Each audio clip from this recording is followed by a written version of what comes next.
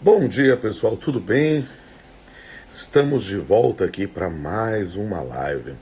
Eu estou numa verdadeira maratona de lives. Pedi para contar quantas lives eu fiz até ontem, que eu já tinha perdido a conta. Estava achando que eram 61, mas não, foram 66 lives. E nesse momento eu estou tendo a oportunidade de, neste sábado, dia 18 de abril, participei de 66 lives, Emerson. Falar um pouco sobre o tema das decisões judiciais em épocas de coronavírus. E isso aqui é algo muito interessante. Eu vou conversar com a doutora Luciane Cardoso Barzotto, que é professora e juíza do trabalho no Rio Grande do Sul, o TRT da 4ª Região. Nós tínhamos agendado, eu estou realmente numa maratona, eu tenho lives agendadas até o final de maio já, né? Na verdade já tenho alguns na primeira semana de junho, né? E aí essa já tinha se marcado, foi uma das primeiras, na primeira fase que a gente começou a fazer o agendamento, e eu tenho essa coisa de cumprir, fazer todas as coisas com método, para fazer tudo, né? Nesse preciso, nessa ideia de fazer essa live. Mas essa live agora vem num momento muito especial por causa da decisão do Supremo Tribunal Federal de ontem.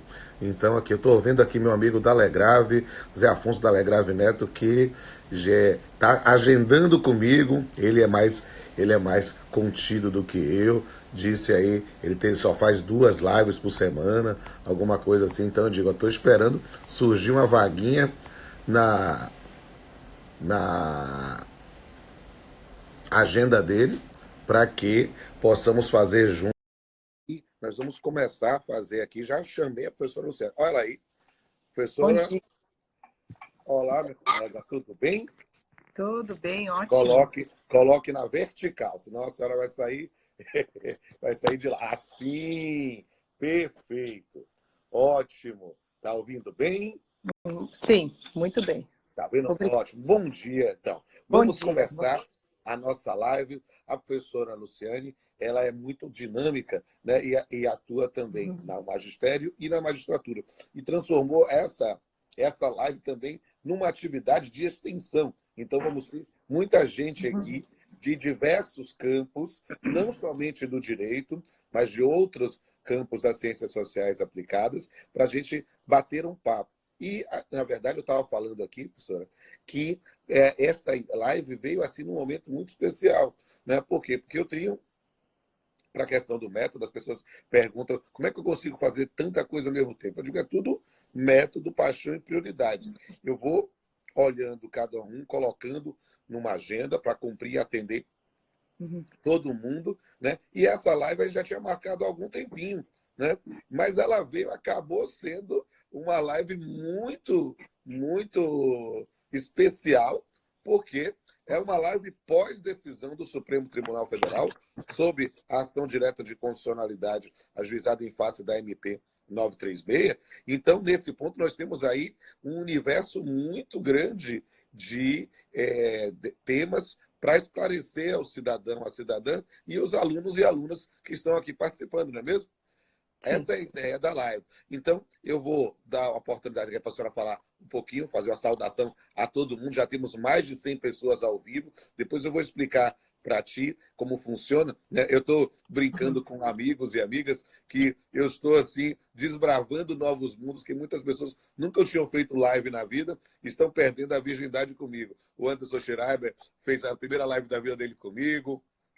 A, a Maria Berenice fez a segunda, o ministro Douglas fez a quarta da vida dele comigo, a Karina Fritz fez a primeira também. A senhora é a primeira, a segunda, a terceira? A minha primeira live. Então estamos juntos, que honra também. A senhora está perdendo a virgindade também em lives e vai ser a primeira de muitas. Não tenho a menor dúvida que vai ser muito legal, porque tem sido, professor, uma oportunidade muito legal, sabe? Porque nós vivemos hoje num isolamento presencial, mas não necessariamente no isolamento social, acadêmico ou afetivo. É através dos meios de comunicação que ele tem conseguido interagir com o mundo. Só para registrar também um abraço aqui ao doutor Ney Maranhão, professor e juiz também da Academia Brasileira de Direito do Trabalho, está aqui assistindo. E eu já agendei com ele, inclusive, uma live para hoje de tarde. Ele ainda vai mandar um card para a gente fazer. Mas vamos bater um papinho aqui, pensando aqui no cidadão e na cidadã que nos ouve, mas também, na verdade, nos alunos que estão aqui participando ao vivo, interessados. Um monte de gente aí mandando bom dia, professora. Olha aqui também a minha musa lá do Jeito de Trabalho, a Vólia Bonfim, aqui, que eu tenho feito tantas lives com ela, já está aqui participando. Eu sou fã da Vólia, mas eu sou mais fã ainda do marido dela, porque o Fernando, ele acompanha tudo, participa, pulsa, ele é muito legal. Os dois lindos, inteligentes, competentes, simpáticos, são muito legais. Então, um abraço aí para os dois. E aí, nesse ponto, o que é que eu quero conversar? Vou fazer inicialmente aqui, pensando que temos os estudantes aí, para tornar um panorama da disciplina normativa das relações de trabalho, ainda sem um juízo de valor, mas pelo menos só uma descrição. E aí a senhora faz, que eu sei que a senhora já está especialista na MP 927, aí a senhora faz uma exposição sobre a MP 927, e aí eu falo da 936, a gente arrematando sobre as decisões em geral e a decisão de ontem. Porque a senhora, na condição de magistrada, também proferiu decisão em ações coletivas, não foi? Sobre essa questão de reintegração ou não. Então, é interessantíssimo também ouvi-la. Claro que a gente tem aquelas restrições da LOMAN, mas falar academicamente, nós temos esse espaço para falar e vai ser muito importante. Enquanto eu vou falando aqui para o pessoal, até para termos uma noção assim do quórum, e a senhora entender como é a primeira live, a senhora vai ficar muito feliz aqui. Eu vou escrever aqui embaixo, vou lhe ensinar como é que faz. A gente escreve na base, né, como se fosse um comentário, decisões judiciais em tempos de coronavírus, vamos dizer assim. E aí, depois que eu postei, a senhora viu aí, eu clico na minha mensagem e boto fixar o comentário, porque aí, ele vai ficar, o pessoal vai fazer os comentários todos, mas esse vai ficar fixado embaixo, que aí facilita para quem for entrando. Então, já estou lhe ensinando, já estou virando já professor de lives. Mas vamos Muito lá. bem, obrigada. Então, vamos lá fazer essa explicação para todo mundo. Enquanto isso, pessoal, enquanto estou falando e vocês prestando, conversando, tendo a oportunidade, escrevam aí embaixo, né, de onde vocês estão teclando, de onde vocês estão vendo, para vocês terem isso, vai ser como registro, esta live, ela fica 24 horas disponível no Instagram para poder rever, e também eu vou fazer o download disso, e aí, como hoje é sábado, na segunda-feira já estará disponível lá no meu canal no YouTube para quem quiser ver. E é interessante que baixa com os comentários, e aí a gente tem essa visão geral. Então, escrevam de onde vocês estão teclando, né? Tem muita gente de Salvador, de Ilhéus, Itaberaba, Aracaju, né? Olha Ilhéus de novo aqui, Porto Alegre. Eu quero ver o pessoal de Porto Alegre em especial, né? Porque são os alunos da professora aí participando. Porto Alegre, Lucas do Rio Verde, Mato Grosso, Viana, Espírito Santo, Itabuna, Bahia, Campinas, São Paulo, Recife, Pernambuco, muita gente participando. Então eu vou começar a explicar enquanto o pessoal está escrevendo, tá certo? Bem, qual é a ideia da live? A live vai falar sobre as decisões judiciais, né, em tempos de coronavírus. Mas é preciso dar esse panorama para todos os senhores e senhoras de como foi a disciplina normativa sobre essa questão. E aí, o que é que precisa entender? A primeira norma que a gente precisa destacar é a Lei 13.979, que é deste ano, que foi conhecida como a Lei da Pandemia, a Lei do Coronavírus, porque ela trouxe, na verdade, disciplinas genéricas. Ela não era uma norma especificamente trabalhista, mas ela tinha um dispositivo que dizia que a falta ao serviço, seja público ou privado, em função do isolamento, recomendação médica, quarentena, não era falta injustificada. Só isso já fez com que as pessoas começassem a perceber a importância de compreender a disciplina normativa das relações de trabalho. A gente passou a explicar para o cidadão a diferença de suspensão e interrupção, verificava quem pagava, até quando pagava. As pessoas começaram a ver a importância do direito do trabalho. E isso mostrou para mim, isso foi muito interessante, professor, né? Como nós passamos por um período de evidente desprestígio do direito do trabalho, quando falamos da reforma trabalhista, né, em que as pessoas disseram que não vale mais a pena aprofundar estudos de trabalho, e a gente dizendo que isso era um absurdo, mas havia uma espécie de consenso nesse sentido, né? E aí a gente passou a ver, e eu confesso à senhora com uma certa, até com uma fina ironia, né, que pessoas que diziam que a CLT estava superada, que não servia para nada, que era uma norma fascista, de repente se valendo da CLT para buscar soluções para problemas que estavam vivendo, né? A ideia do 502 do 503 para força maior, a ideia do fato do príncipe do 486, independente de aplicar ou não, de considerar adequado ou não, as pessoas estavam valendo disso. E justamente por isso foi editada a MP 927, que vai ser a exposição da senhora. A MP 927, ela tem uma diretriz interessante. Por quê? Porque ela flexibiliza algumas normas infraconstitucionais, né? Mas com a ideia de manutenção de postos de trabalho. Mas como? Pensando justamente nessa antecipação de férias individuais ou coletivas,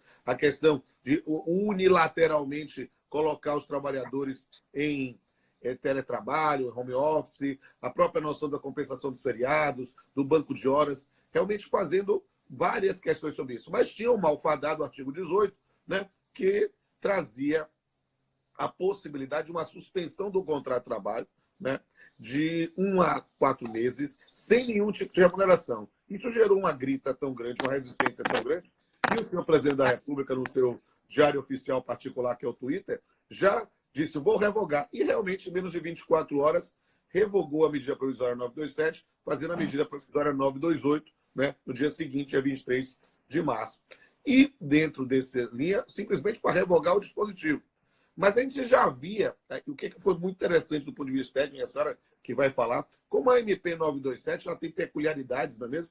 Porque ela tem um respaldo normativo, né, para atos praticados antes da sua vigência, né? O que era uma coisa meio, digamos assim, peculiar, inovadora no ordenamento. Né? Por quê? Porque as pessoas já estavam antecipando férias sem previsão legal e descumprindo aqueles prazos previstos na CLT ou a discussão sobre o pagamento.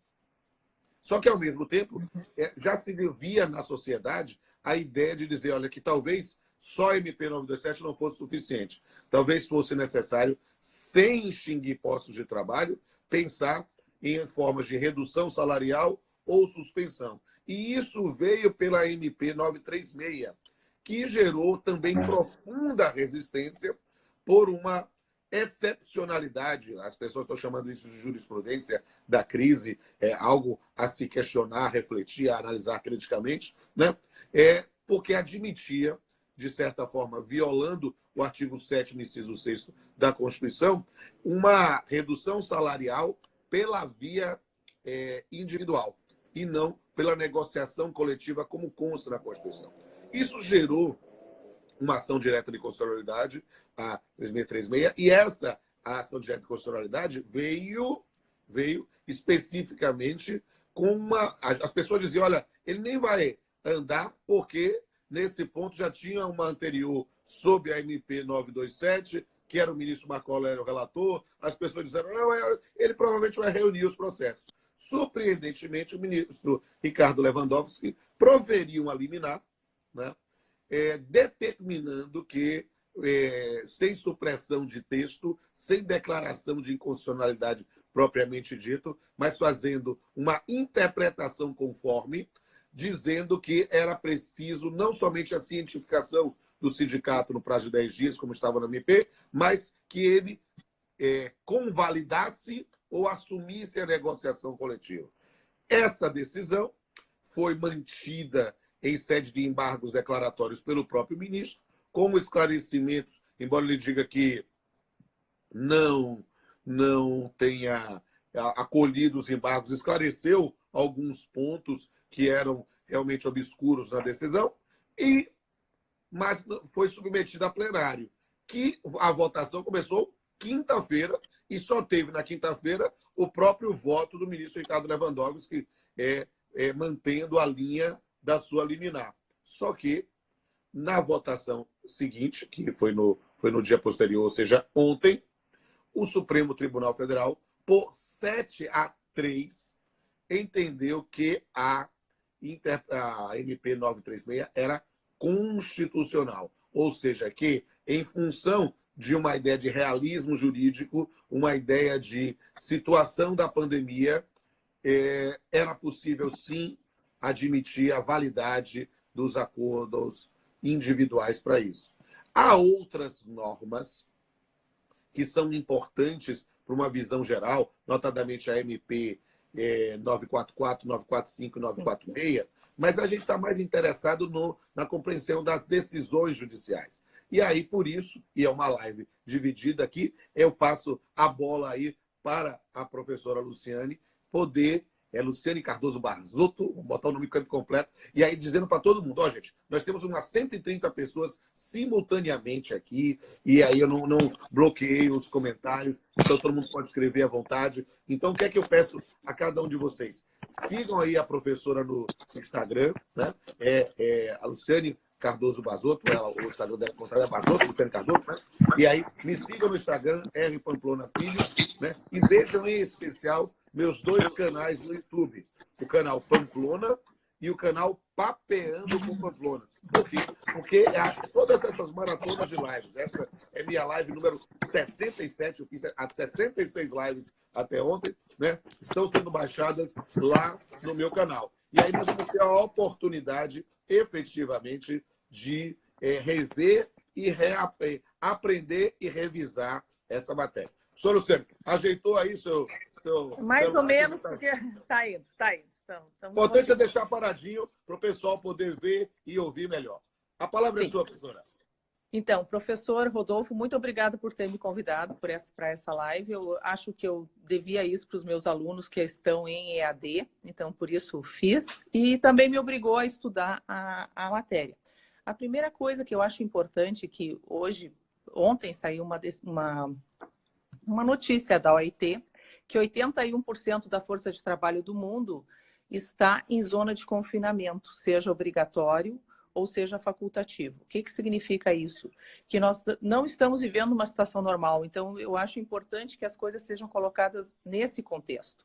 E para os alunos, então, eu faria assim, uma exposição. Que tipo de normas que a gente pode imaginar que essas MPs, que algumas o senhor referiu, são mais de 30. Eu parei para contar as MPs e entre decretos e outros atos normativos, são mais de 30. Que tipo de normas são essas? Então, eu vou me valer de um professor americano chamado Ronald Dworkin, que ele faz uma classificação das normas de modo geral. Ele diz que existem regras, existem princípios, existem as políticas públicas que ele chama de policies. Então, me parece que todas essas normas são policies, ou seja, são políticas públicas que apontam uma determinada necessidade da comunidade num certo momento e qual é o padrão governamental que vai orientar este comportamento para uma melhoria social, econômica. No caso, aqui todas as normas apontam para a proteção da saúde do trabalhador. Então, o que a gente tem que pensar que a saúde como direito fundamental, como direito humano, seja qualquer forma de interpretar a saúde do ponto de vista normativo, ela passa a ter uma proteção proeminente, ou seja, eu passo a saúde na frente de todos os outros direitos, não é que eu diminua os direitos ou que eles sejam relegados. E o trabalho vai ter que se harmonizar dentro dessa ideia de proteção à saúde. Então, a ideia, por exemplo, essas normas, elas não são normas de normalidade, por exemplo, que são estáveis, como são, por exemplo, as normas que estão na CLT, que são previstas para uma duração no tempo e em períodos de normalidade. Então, poucos são somente princípios, como são as declarações universais e que apontam um comportamento de modo o que se quer atingir, por exemplo, mais igualdade, mais liberdade. Então, a ideia aqui é que nós estamos diante de normas que são padrões de regulação de comportamento chamadas políticas públicas. Isso é importante por quê? Porque o Brasil adotou o Regulamento Sanitário Internacional, que diz o seguinte, que aponta no artigo 3º, isso já ainda em janeiro, que os estados devem agir frente à pandemia de acordo com a sua soberania, portanto, respeitando o Estado Democrático de Direito e também em respeito aos direitos fundamentais. Portanto, a primeira norma que nós vamos ter, falando da política pública, o senhor já falou, elas são comportamentos obrigatórios, e não é só no Brasil, é no mundo todo. Agora eu estava ouvindo o professor italiano Giuseppe Ludovico, e ele diz a mesma coisa, ou seja, os italianos são obrigados a ficar em casa. Então, o isolamento social, a quarentena, a determinação de exames médicos, isso tudo na nossa lei 13.979. E ela diz uma coisa muito importante, que nós estamos diante de uma força maior, ali no artigo 1º. O que é essa força maior? Então, portanto, é uma situação previsível, né? E existe esse vírus, está circulando no mundo, mas ela é inevitável. Esse eu acho o principal conceito que orienta. Então, o que é essa força maior? Ela vai ter consequências jurídicas diferentes e em todos os níveis, no direito do consumidor, no direito do trabalho. O que isso significa para o direito do trabalho? A primeira opção, então, nós temos uma regulamentação aqui na medida provisória 927. Alguns países optaram de imediato por uma intervenção real do Estado, até na linha da orientação da OIT, que diz que tem que manter renda e que tem que manter um certo trabalho decente, uma renda decente, já que eu não posso ter trabalho nesse momento, ao menos a renda. Então, alguns países entraram direto com uma intervenção, mas não foi o caso brasileiro. Se deixou a cargo dos empregados e empregadores renegociarem o próprio contrato de trabalho conforme várias modalidades da 927, o teletrabalho, antecipação de férias individuais, coletivas, feriados, isso tudo assim, renegociando aqueles períodos que a gente diria de interrupção de contrato e também lançando um malfadado período de suspensão do contrato para qualificação profissional. Qual é o problema? Sem uma garantia de renda. Então, esse artigo, como o senhor mesmo mencionou, que é o artigo 18, foi retirado pela MP, depois subsequente a 928. Bem, 928, sim. Então, o que nós temos aqui? Nós temos, então, uma série de medidas, entre elas flexibilizando a obrigação do empregador quanto ao recolhimento do fundo de garantia, flexibilizando a questão da saúde no trabalho, algumas questões que não são tão importantes como, por exemplo, treinamentos, enfim. Então, essa foi a primeira medida tomada pelo governo. Então, não se partiu direto para uma proteção governamental dessa renda, e sim se lançou para empregados e empregadores. O que ocasionou? Também não houve a proibição de dispensa. Então, gerou uma série de dispensas coletivas, dispensas individuais, especialmente por aqueles empregadores que não teriam condições de aguentar a possibilidade de isolamento dos seus empregados e, portanto, o confinamento e o não exercício da atividade econômica. O que nós poderíamos dizer dessa MP 927? O teletrabalho realmente foi adotado em todo o mundo, mas ele é um teletrabalho atípico. Então, de novo, vamos nos manter que a ideia é uma política pública temporária. No momento que a OMS levantar o estado de pandemia mundial, provavelmente essas MPs caiam, né? Assim que se achar, e tomara que estejamos perto de uma solução melhor.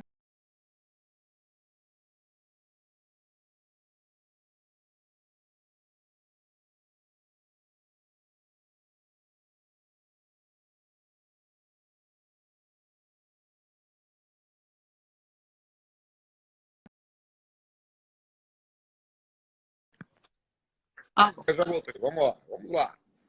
Bom, Estava falando então, da OIT. não, bom, estava falando da OIT, bom, então eu acho que travou há muito tempo. A OIT, então, manda, né, orienta no seguinte sentido, que temos que ter uma política de proteção aos que ficam trabalhando, aos que estão isolados, a proteção de renda e a proteção de emprego. Muito na linha do que a OIT falou na declaração do ano passado, quando ela completava 100 anos, da centralidade do ser humano que trabalha, da pessoa humana. Então, o que eu quero? Eu quero garantir instituições e aí tem que entrar o aporte do investimento público, isso tem que ser forte, e aí parece que o Brasil fez, de certo modo, a sua lição de casa, ao atribuir o benefício de renda, ao atribuir o BEPER, é o benefício emergencial de preservação de emprego e renda. O BPER e o financiamento também para as empresas, para que elas não despeçam. Embora não tenha proibido a dispensa, né, estabeleceu uma certa garantia ali de emprego provisória, que eu imagino que depois o professor vai mencionar. Sim. Então, a OIT fez esse trabalho, atendendo essa orientação, e o Brasil fez esse trabalho, lembrando que os direitos dos trabalhadores, eles são direitos fundamentais, sim, mas eles podem ser vistos como os princípios que estão na Constituição, podem ser vistos também como regras, e, portanto, que estão na CLT, mas eles, nesse momento, eles estão sendo tratados como políticas públicas, ou seja, nós temos a necessidade de proteger o trabalhador em si como pessoa e todos os seus direitos sociais que são consectários do fato de ele ser um cidadão trabalhador. Ou seja, nós temos que lembrar muito do artigo 6º da Constituição Federal, que diz que são direitos sociais o trabalho, a educação, a saúde, especialmente a saúde, então, que passa a ter um plano superior que vai regulamentar, ou seja, tem uma prioridade, na verdade, vai regulamentar. No quê? Por que isso? Por causa da supremacia do interesse público que orienta toda a interpretação, a exegese, digamos, a hermenêutica, quando se trata em direito administrativo. O que a gente conhece sobre direito administrativo do trabalho são aquela ideia da fiscalização, do fiscal indo na empresa, o capítulo da CLT que fala da saúde e segurança do trabalhador, ele toma um novo redirecionamento.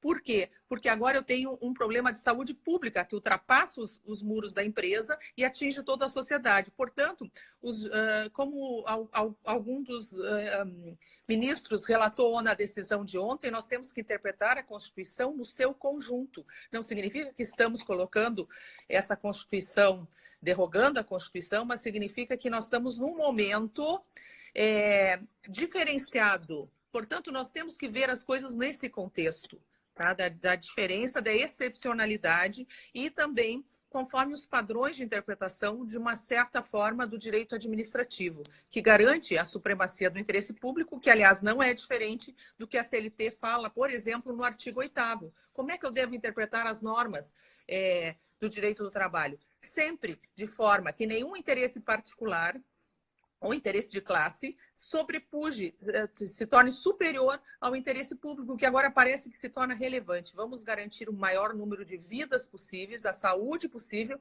e, obviamente, vamos garantir, sim, a sobrevivência dos CNPJs, a sobrevivência dos CPFs, enfim, como se vem dizendo, assim, que eu acho que é um falso dilema. Na verdade, ao proteger vida, nós estamos protegendo, sim, o trabalhador, a sua família e garantindo todos esses outros direitos sociais, na vertente dos direitos humanos do trabalhador como necessidades a serem garantidas por um Estado social que agora está sobrecarregado e, portanto, cada um é chamado a fazer a sua parte. E isso a OIT chama, por exemplo, de diálogo social. Portanto, a OIT, nessa última determinação de ontem, fala muito dessa possibilidade que os empregados e empregadores discutam as relações. E aí, professor, eu sei que o senhor trabalha com direito civil e eu tenho uma tese sobre o contrato de trabalho.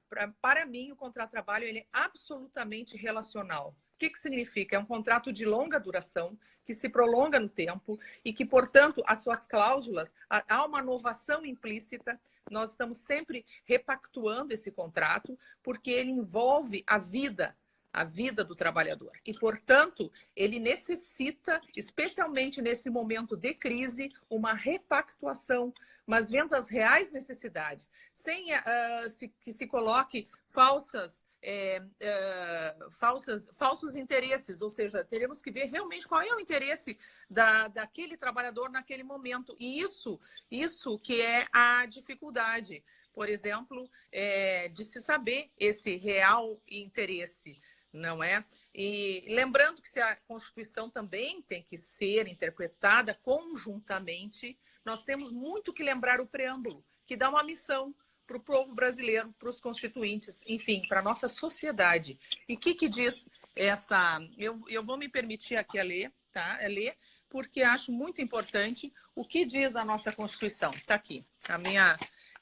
diz o seguinte, que nós queremos um Estado democrático de direito, então ninguém quer suprimir garantias de direitos fundamentais. Lembrando que a ONU também tem documento sobre coronavírus dizendo que em estado pandêmicos, em estado de calamidade, é possível sim que haja uma diminuição, por exemplo, a limitação do ir e vir, que é um direito, uma liberdade fundamental em função da supremacia do interesse público, que é a saúde. Então, se a ONU já encaminha essa posição para os estados, né, quanto mais deveríamos interpretar, então, esses direitos fundamentais de forma conjunta.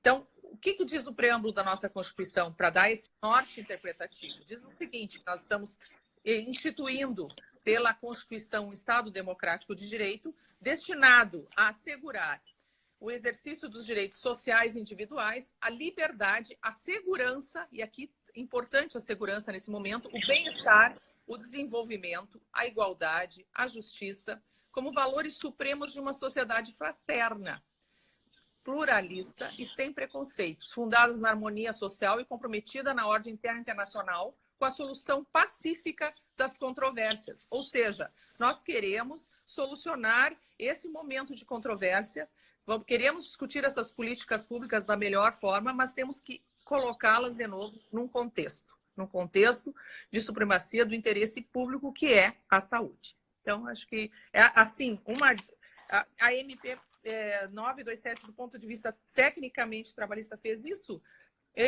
lançou demais, no meu modo de ver, tá, ao empregador, uma forma, digamos, unilateral às decisões. Depois, claro. E aí, certo. E dentro dessa linha, o que é que eu tenho visto e falado sobre esse panorama legislativo, normativo, portanto, lato sensu, da pandemia na parte trabalhista? A MP 927, como a senhora colocou de forma brilhante, ela, na verdade, ela segue uma linha que é propugnada pela OIT, que é propugnada por diversos estados mundiais, na ideia de preservação de emprego e renda.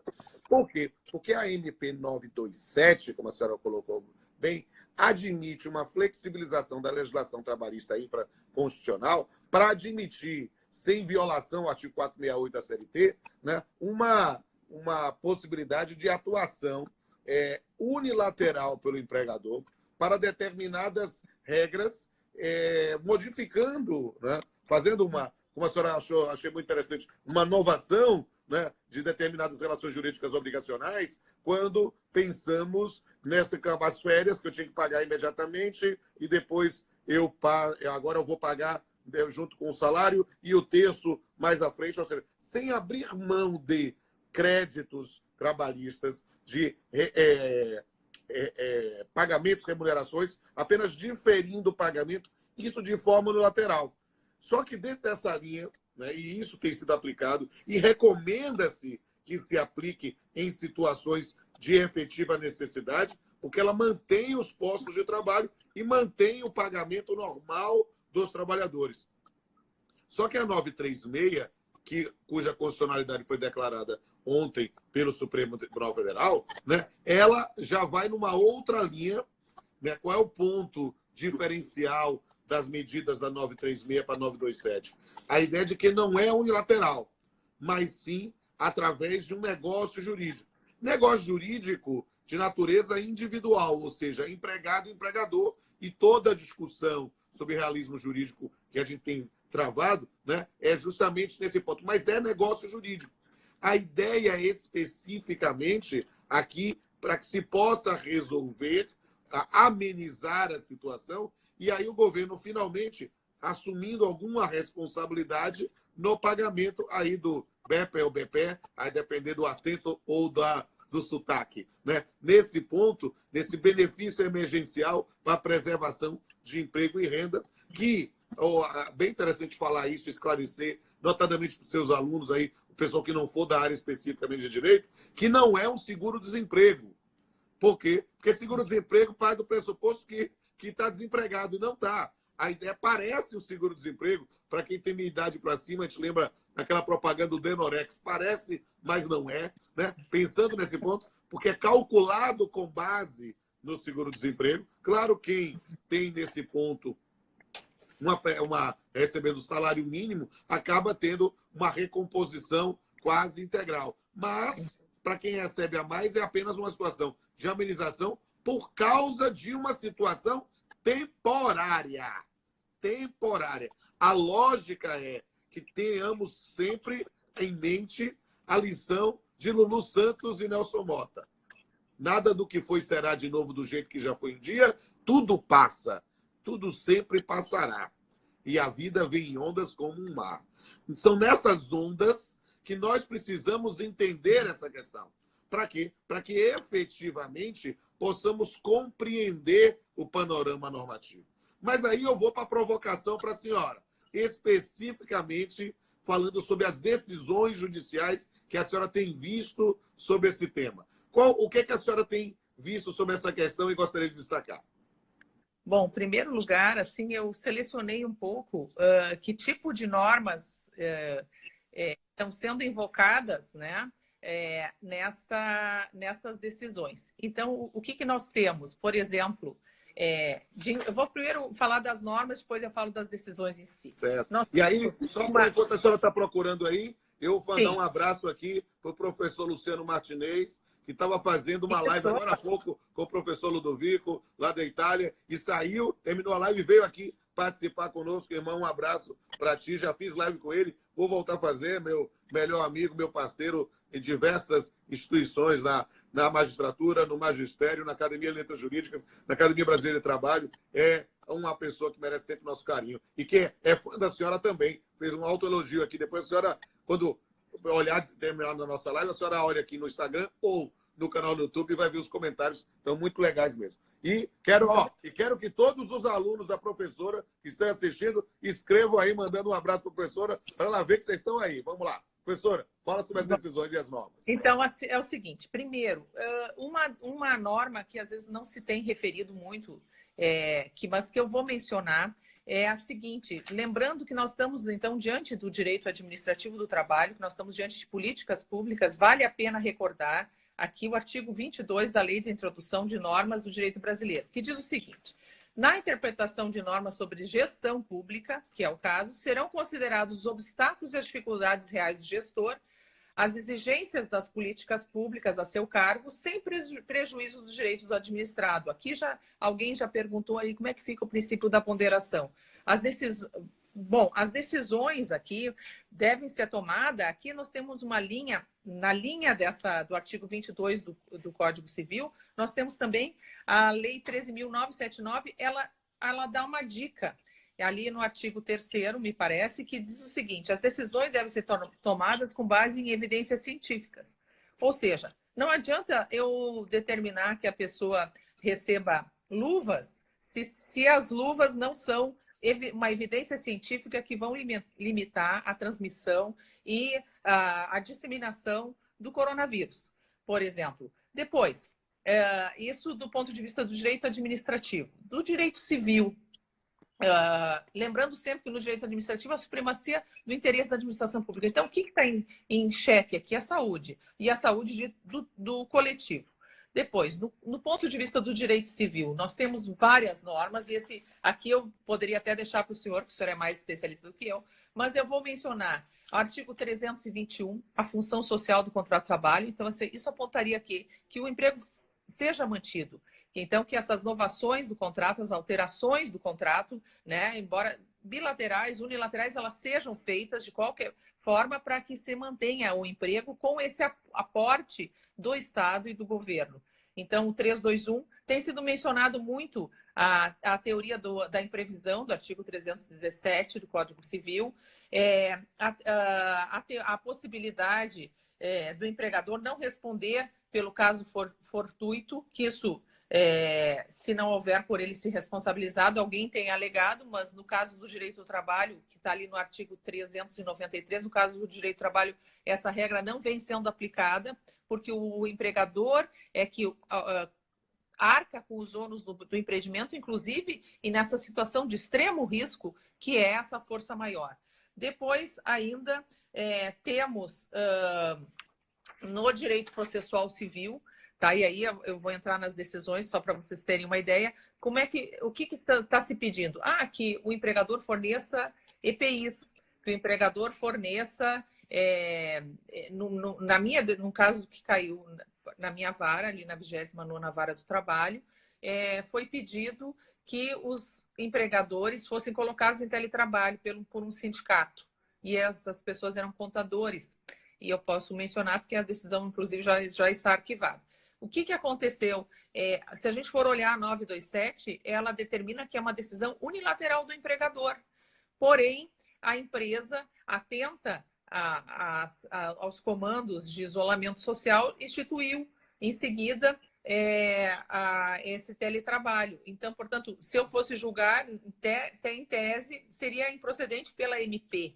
Mas havia também, conjuntamente, uma decisão do Estado e do município do Rio Grande do Sul que determinava que esse tipo de trabalho em escritórios contábeis fosse feita por teletrabalho. Então, portanto, o que eu tenho? Aquilo que se tem observado, a legislação concorrente em termos de saúde, que está previsto ali no artigo 23 da Constituição Federal, eu pude julgar, no caso, que uma área, uma esfera de competência no âmbito estadual, municipal e federal, elas se complementam em função da garantia dos direitos fundamentais do trabalhador. E, portanto, a ação tornou-se procedente, foi feito o teletrabalho. Que tipo de obrigação é essa? Só para já explicando, é uma obrigação de fazer, tá? E essa obrigação de fazer, às vezes, ela atua num vazio, não há uma determinação e o juiz tem que construir uma solução interessante.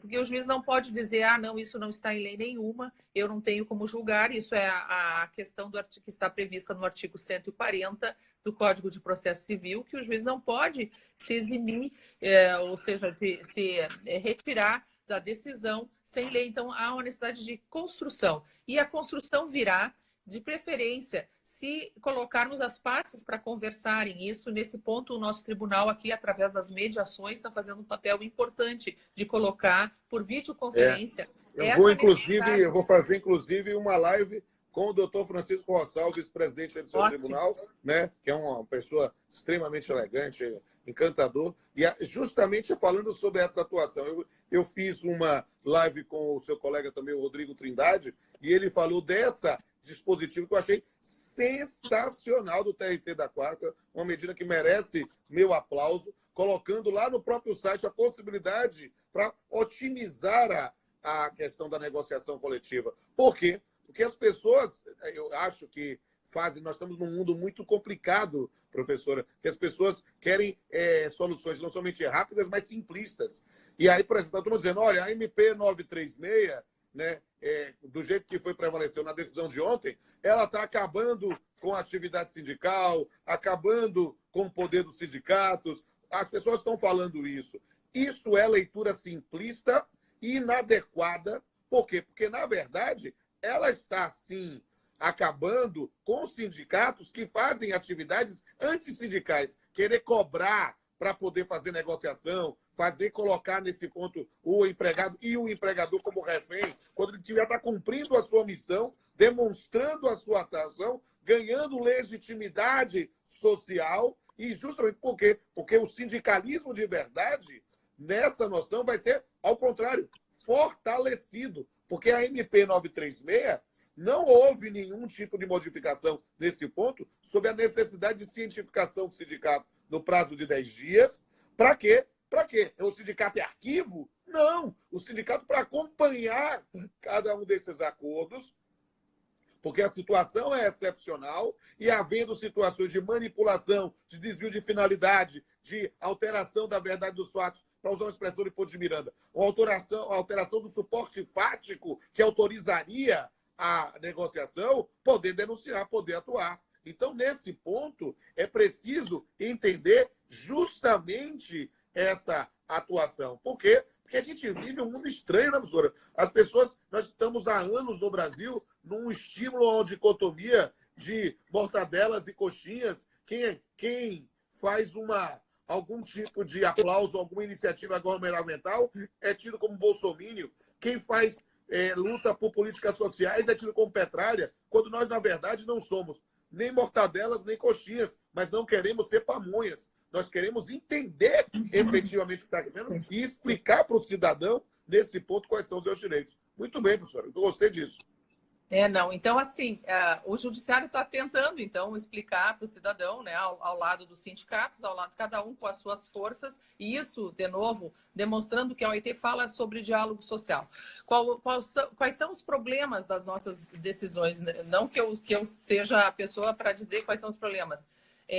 Nós temos que ver que a questão dessas obrigações de fazer, elas são complicadas. Por exemplo, se impõem umas multas muito pesadas nesse momento de pandemia, que a empresa não tem condições, mas, por outro lado, a Justiça do Trabalho está fazendo um belo trabalho de destinar algumas multas que já estavam aplicadas para o combate do coronavírus. Segundo o site, aliás, o CNJ também tem no seu site tem um acompanhamento, um observatório das decisões do coronavírus, ali se pode encontrar muitas, e a Justiça do Trabalho é a que mais faz doações para hospitais, para aquisição de materiais, EPIs, etc. Há uma bela decisão também da sua região, professor, dos sindicatos dos trabalhadores em hospitais, sobre a determinação de uso de EPI.